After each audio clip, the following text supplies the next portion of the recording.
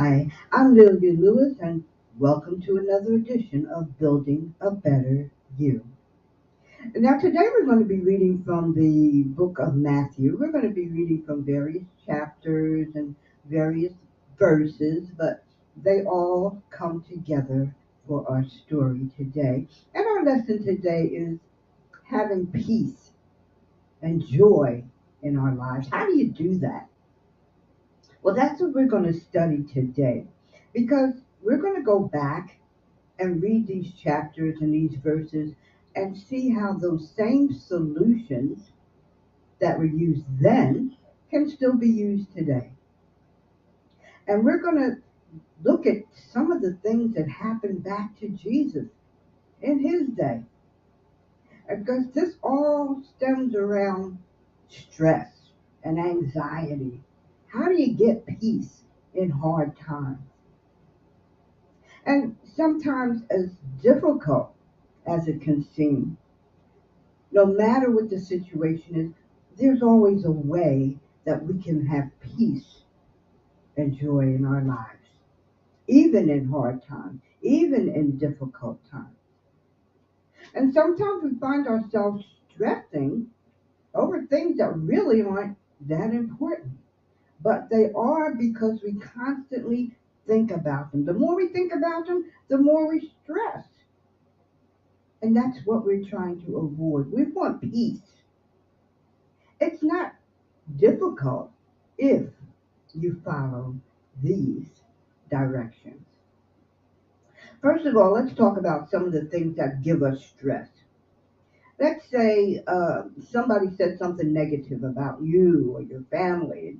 They might have said it to you or maybe even behind your back and it got back to you. And now you're worried about, you're stressing over that because nobody likes to be talked about negatively.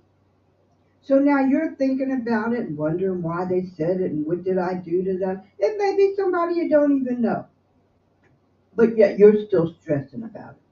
Now it's 2 days later and I don't know, they've gone on about their business. They forgot they even said it and it's still bothering you. That's stress.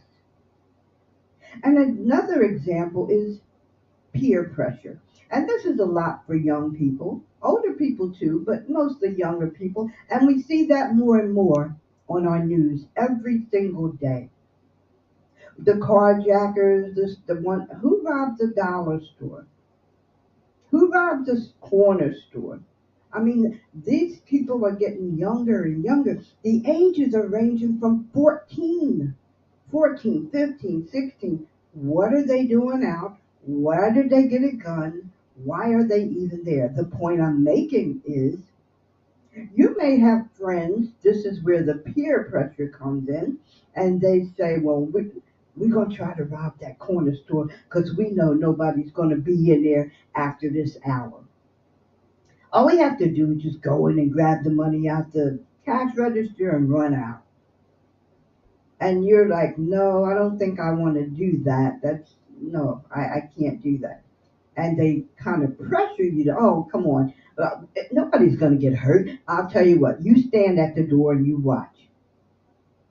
So you go along with the program. Now you're in the clique, you're in the group, you're going to go have fun and take the money. And so you get to the store and you're standing at the door. You're the lookout. I'm not doing nothing. I'll just look out. You just stand there. We'll be right back. So they get to the counter and they, try to hold up the clerk and the clerk. Suppose the clerk has a gun of his own. Now there's a shootout. They shoot the clerk. Now you're all running out the store. You're running with them. You all get caught. And guess what? You all get charged. Because any felony, if you're there, whether you're inside, outside, in the car, doesn't matter. If it's a felony charge, you're getting the same punishment. And you're thinking, well, I didn't do nothing but stand at the door. But you didn't try to stop it. And you knew it was wrong when you went there because you knew what they went there to do. But young people don't think about that. All they want to do is run with the crowd, be a part of the crowd. And that's where the peer pressure comes in. Next, there's parental pressure. A lot of young people have pressure from their parents, and the parents mean well. They figure, well, you've got an opportunity that I never had, and you can go to college and be this, that, and the other. Well, if the parent is already a professional, they feel that the child should be a professional as well. So now they're telling them, well, you go to this college and you can get in here, and then you can make that kind of money, and you could be a doctor or a lawyer or whatever they were, or they're trying to get the child to do what they, as a parent, didn't have the opportunity to do. Now they want the child to fulfill what they couldn't. And that puts pressure on the child because they want to please the parent.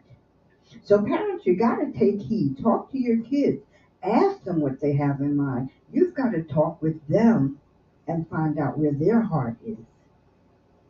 And then after the parental pressure, there's somebody, the friend. Well, come on and do this with me, or let's go do this, and you don't want to do it. And they say, well, I thought you were supposed to be my friend.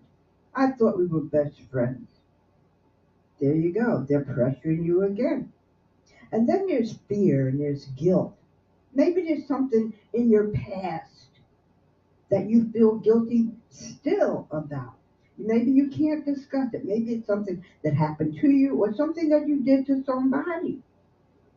And all of these things cause us to have no sleep, poor sleep, and poor health.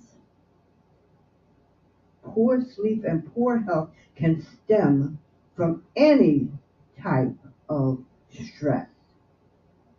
So the whole point I'm making in today's lesson is what to do. How do we handle it? No matter what the situation is, the solution is always going to be the same. Now I'm going to tell you four things that Jesus did to manage to have peace in his life. And you know, Jesus had a stressful life. And we're going to talk about some of his stresses and his solutions. And the fourth thing that he did, the first thing he did was to pray. He prayed all the time. The second thing he did was to trust in God. The third thing he did was he knew when to be quiet. And the fourth thing he did was he always forgave. So let's go back and look at what Jesus did. Now, he had his whole adult life was stress for him. And so were many of the people that he interacted with. So first we're going to look at his own stressful personal stresses. So let's start back when he first came and started his preaching and his teachings, and not many people were listening to him because they just thought it was another prophet. But once he began to do his miracles, now they started to pay attention. Now they started to listen to him. Then they began to ask, do you think he's the Son of God? Why? Because now they saw him making the blind to see, making the lame to walk, making the dumb to talk, casting out devils, curing the sick, and the diseased who had palsy and leprosy. And once they saw these things, they were amazed and awed. Now they believed and they thought, he must be the Son of God. And the more he taught, the more followers there became. And the multitudes grew into thousands of people. But you know what? That's when his troubles really began. Because all this time the Pharisees were hearing what the people were saying, but they didn't really believe it until they actually started following the people to see where they were going. And they saw him do these miracles with their own eyes. With their own eyes. So let's go to Matthew chapter 12. And we're going to start in verse 22. We're only going to read a couple of verses and then we're going to talk about that.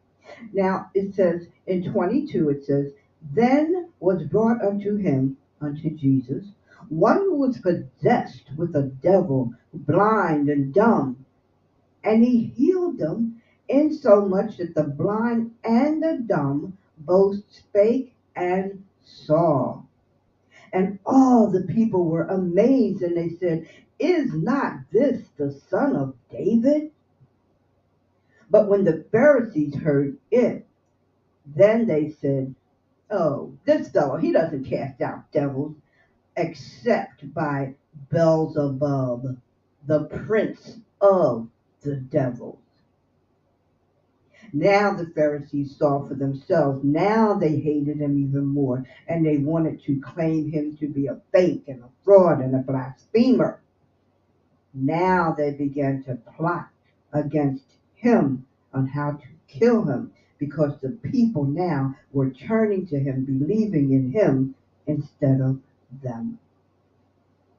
Now let's talk about more stress for Jesus. That's the Pharisees stressing him. Let's talk about his own people who stressed him. We're going to talk about some of Jesus' betrayals by his own people. Let's talk about Judas Iscariot. Now, once Judas found out that the priests were looking for Jesus, they told him, We just want to talk to him. We need to talk to him and understand what he's saying and why he's saying this.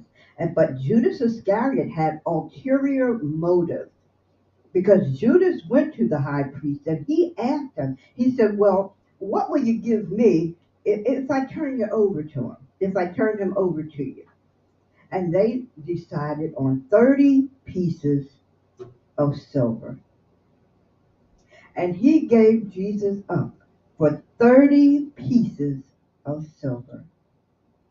And he led them to Gethsemane, where Jesus was in the garden praying. That was a real betrayal. And then there was Peter. Now, Peter was supposed to be one of his main people. And Peter denied him 3 times in one day. 3 times. 3 different people asked Peter, Well, didn't we see you in Nazareth with Jesus? And all 3 times he said, I do not know the man. 3 different times, 3 different people. And 3 times he denied that he even knew Jesus. But after the 3rd time, what happened? The cock crowed. And then Peter remembered. Jesus told him at the Last Supper, he told Peter, he said, Before the cock crows thrice, 3 times, you will betray me. Now Peter remembered the words of Jesus, and he felt so distraught because he had failed him and betrayed him. And he went away sobbing, sobbing, sobbing. He wept bitterly because he had betrayed Jesus, and Jesus had already forewarned him that that would happen. And the last one I want to tell you about is Thomas. Now, Thomas was a good disciple, but he was a doubtful person. He always had the negative side of stuff. If you said one thing, he would say, Well, yeah, but this, and what about that? And that's where he got the nickname of Doubting Thomas. And he did. He really betrayed Jesus when once Jesus came back from being resurrected, Thomas did not believe it was him. And they kept saying, But it is. It's our Lord. It's our Master. And Thomas kept doubting, No, that's not him. He didn't believe until what? Jesus had to hold up both his hands before Thomas's eyes to let him see the nail holes in his hands before Thomas believed that it was him, before Thomas believed that he was resurrected. How do you think Jesus felt in all these instances? Betrayed by three of his own, having the Pharisees coming down on him, claiming him a fraud. That in itself was stress. His whole adult life was one stressful thing after another. But no matter what, the very first thing that Jesus always did in any of his situations was pray. And the next thing he always did was to trust and turn everything over to God. He always said, Father, not my will, but thy will be done. And that's what we have to learn to do. That's what we have to learn to trust, pray, and then leave it up to the Lord. Now let's take a look at some of the people that Jesus was involved with that actually trusted and believed in him because they had faith in everything he said and he did. And now we're going to read from Matthew chapter 15. We're going to go to 15. And in chapter 15, we're only going to read from verse 21 through 28. And this is under the title of the faith of a Canaanite woman. So let's start in 21, and we're going to read and come back and discuss. And it says, Then Jesus went to the coast of Sidon. And behold, a woman of Canaan came out of the same coast and cried unto him, saying, Have mercy on me, O Lord, thou son of David.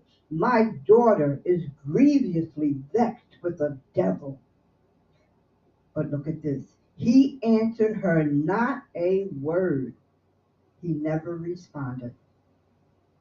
And his disciples came and they said, Send her away. She's crying after us. But he said to them, I am not sent, but unto the lost sheep of the house of Israel.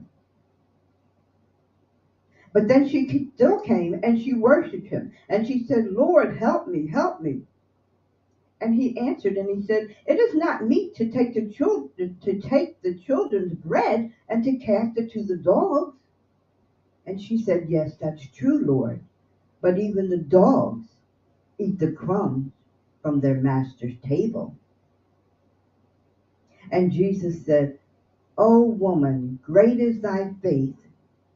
Be it unto thee even thou as thou wilt. And her daughter was made whole from that very hour. Now let's back up and see what that meant. First of all, it says he came into Sidon. Now that's a Canaan place. And a Canaan woman came, and she was the one that was crying out to him. And she was saying that, Have mercy on me, Lord. My daughter is vexed. She's grievously vexed with the devil. And vexed means she's distressed. She's distressed. But he didn't even respond. He didn't say a word. Remember we said he knew when to be quiet? That was one of the four things that gave him peace. He said not a word to her. But when his disciples said, Send her away, she's calling after us, what did he say to them? He said, Well, I wasn't sent except to the lost sheep of the house of Israel. And that simply meant that I wasn't sent here for the Canaanite children. I was sent here for the children of Israel, not for the Canaanite children. But she kept following him, and she kept worshiping him, and she kept saying, Lord, help me. And that's when he made that strange remark to her, when he said, It is not meet to take the children's bread. And meat means, in this context, it meant it wasn't proper. And the bread meant the healing. So he was telling her, I didn't come here to heal the Canaanite children. I came here to heal the Israelite children. And then he made that analogy. I can't take the bread, the healing from the Israelite children, and how did he say it? And cast it to the dogs. That means they give it to somebody else. But she knew, she had faith in him anyway. And she said, "Oh, that's true, Lord. You don't give the bread from your children to the dogs." But that's when she said, "But even the dogs have the crumbs from their master's table." And that amazed Jesus because that meant no matter what you give me, even if you give me crumbs, I'm going to take that. So if you give me the crumbs from your bread, that'll give me a little bit of healing for my daughter. Because the crumbs have the same ingredients as the bread. So if you would be willing to throw your dog the crumbs, I'll be the dog. Throw me your crumbs, Lord. Whatever you give, I will accept. And he was amazed. And that's when he said, "Oh, woman, great is thy faith." And her daughter was made whole from that very hour. Faith. Faith because she trusted him, she believed in him without even seeing him heal her daughter. She just knew he could. And whatever he threw her way, she knew it would be a help to her. Now let's go down to chapter 17 more quickly. And we're going to read from verses 14 to 18. And let's see what that says, because that also has a connotation. I can't get the pages separated. Okay, chapter 17, and we're going to go verse 14 through 18. And this is under a demonic boy who was healed. So let's go to 14:17. And when they had come to the multitude, there came a certain man, kneeling down unto him, to Jesus, and saying, "Lord, have mercy on my son, for he is lunatic and sore vexed. For oft time he falleth into the fire and even into the water. I brought him to the disciples, but they couldn't heal him." And Jesus said, "Bring him on. Bring him to me." And Jesus rebuked the devil. He rebuked him. He rebuked the devil, and the devil departed out of him, and the child was cured from that very hour. And when the disciples said to Jesus later, they asked him, he said, "Well, why couldn't we heal him when he asked us?" Because you see, he did ask the disciples first, but they couldn't cure him. And they asked Jesus, "Why couldn't we cure him?" And he said, "Because of your unbelief. If you had had as much faith as a grain of mustard seed, nothing would have been impossible for you." Nothing would have been impossible. So even his own disciples didn't have the full faith that they needed to heal that man's son. And these solutions, these are the same solutions that are true for today. These are the same solutions that we can use. What do we say? Pray. Praying daily. Having a conversation with God on a daily basis. Throughout the day.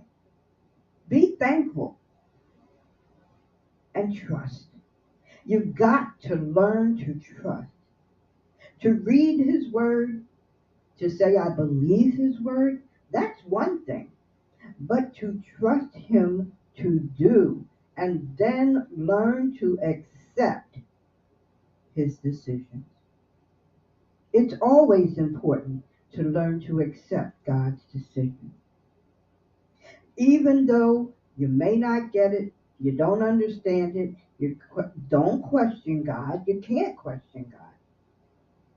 Just know that whatever he does is always for our good.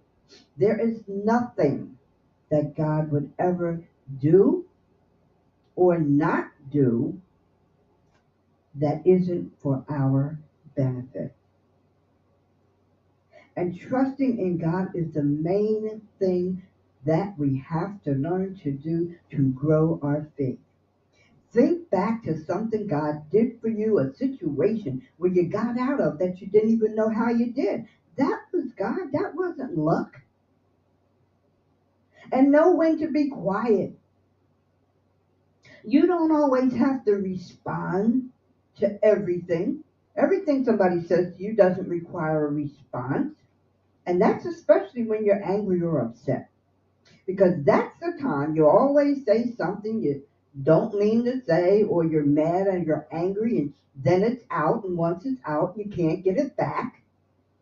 Now they're trying to apologize. You're upset. They're upset. They want to apologize. They want you to apologize. Or maybe you want them to apologize to you. But you got to know when to be quiet. Because sometimes you say things and they're very hurtful. And you can't bring them back. Once the words are out, it's done. There is no restitution for words. So you've got to be careful. Think before you speak. They always tell you that. And I always say, when in doubt, don't. Just keep your mouth shut. If you don't know what to do nothing. Wait on the Lord. That's telling you to wait. If you can't, if you're thinking, I don't know what to do now, that automatically should tell you, then sit and wait. Pray about it and wait. All it takes is to be quiet. Be quiet and listen for a word from God. He really does answer prayer. And finally, learn to forgive. Forgiveness is one of the hardest things we have time with, have a problem with. Trying to forgive somebody. Even saying I forgive you. Even after all Jesus was through. Even after all the betrayal, all the deceit, no matter what, even hanging from the cross. What were his final words? His final words were, for God, Father, forgive them, for they know not what they do.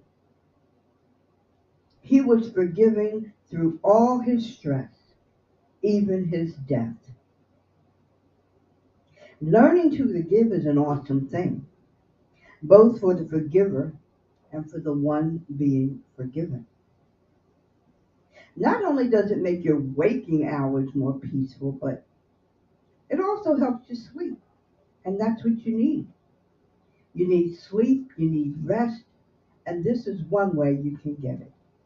So try to learn how to follow the four things that Jesus did to manage to have peace in his life. To pray, to trust God, know when to be quiet, and always forgive. Could you be that forgiving? And my closing words for today are, never maximize your opposition. And by all means, never minimize your God. Until next week, I'm Lelia Lewis. Thanks for joining me.